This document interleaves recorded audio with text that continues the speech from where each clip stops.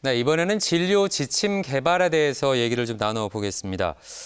교수님, 의료기관에서는 이제 특정한 질환을 가진 환자가 언제, 어느 때 내원하더라도 진료 절차를 동일한 방식과 절차로 표준화시킬 필요가 있을 것 같습니다. 이제 이게 표준 진료 지침이라고 하는데 이게 이제 의료기관마다 마련이 돼 있는 거죠?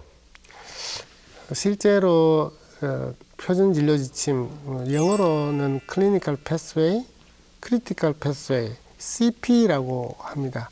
그런데 사실 많이 활성화되어 있지는 않습니다. 의료기관 평가 인증에서는 이런 것을 관리하라라고 하지만 실제적으로 많이 관리하려면 여러 가지 전산적인 뒷받침 등이 필요해서 많이 관리를 하지 못하는데 꼭 필요합니다. 저는 클리니컬 패스웨이가 의료질 향상의 꽃이라고 표현하고 싶습니다.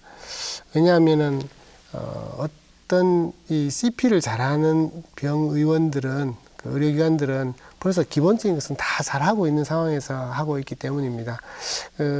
표준 진료 지침은 좀 거부감이 있는 경우에는 획일화된 진료가 되지 않느냐라는 거부감이 있지만 실제로는 그렇지 않고 최소한의 서비스, 표준화된 서비스, 누구나 고급의 서비스를 받도록 해주는 것이라고 할 수 있는데 이것이 그러면은 우리가 가이드라인이라는 것을 의사들이 많이 씁니다. 이럴 때는 이런 가이드라인, 이런 가이드라인. 근데 가이드라인에는 시간의 그 부분이 들어있지 않습니다. 그러면은 크리티컬 패스웨이는 이런 가이드라인과 어떤 차이점이 있느냐를 이해하는 것이 필요한데 우리가 가이드라인에는 첫날은 어떤 것을 하고 둘째 날은 어떤 것을 하고 셋째 날은 어떤 것을 하고 라는 식에 되어 있지 않고 어떤 항목마다 이렇게 주제가 있다면은 클리니컬 패스웨이, 크리티컬 패스웨이라는 것은 환자가 왔는 첫날 어떤 설명을 들어야 되고 어디를 가야 되고